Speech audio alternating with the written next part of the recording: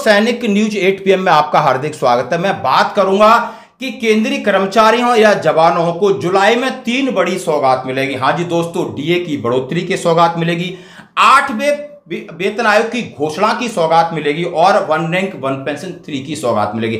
आइए सिलसिलेवार हम आपसे बात करते हैं। आखिर सबसे पहले मैं डीए की बात करूंगा। जैसा कि अभी हम जानते हैं जनवरी, फरवरी, मार्च, अप्रैल 4 महीने के आंकड़े जारी हो गए हैं और 139.4 पर पहुंचकर 52.45 की बढ़ोतरी हो चुकी है। हम ये लग सकते हैं कि लगभग हमारी 53% की बढ़ोतरी हो चुकी है।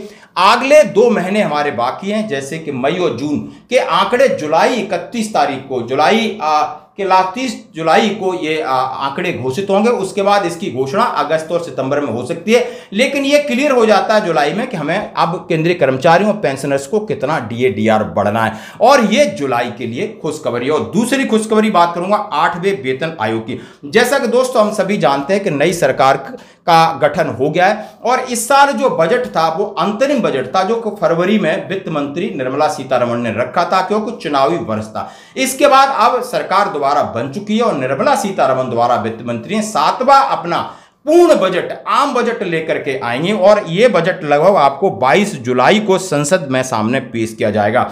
और इसमें मांग रखी गई कि 8वें वेतन आयोग के ऊपर घोषणा होगी गठन की।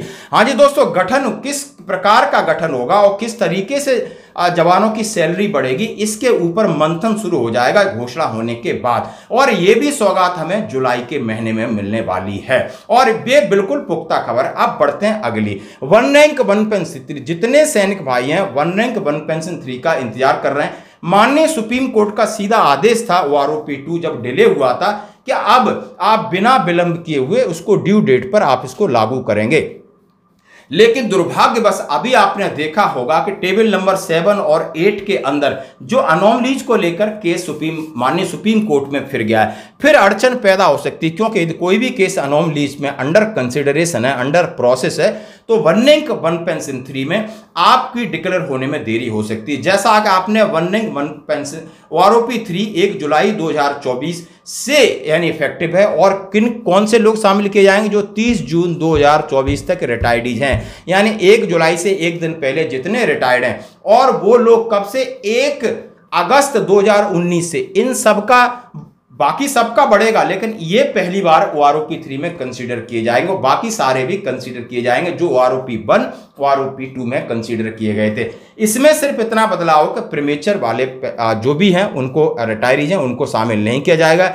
बात बढ़ोतरी को लेकर की जा रही, जैसा कि एक टेंटेटिव टेबल चल रही, जिसमें हम बात कर सकते हैं कि सिपाही से सूबेदार, मेजर, ऑनरी लेफ्टिनेंट, कैप्टन की लगभग 2000 के 2000, 2500 यानी 2000 प्लस माइनस 200-300 के अराउंड बेसिक पेंशन में बढ़ोतरी का पूरा उम्मीद है। अब देखते हैं कि आगे जुलाई में ये 3 खबरें हमें 3 खुशी और 3 फायदे की बिल्कुल उम्मीद ही नहीं, ये 100% क्लियर है, जो कि ब्लैक एंड व्हाइट में। धन्यवाद।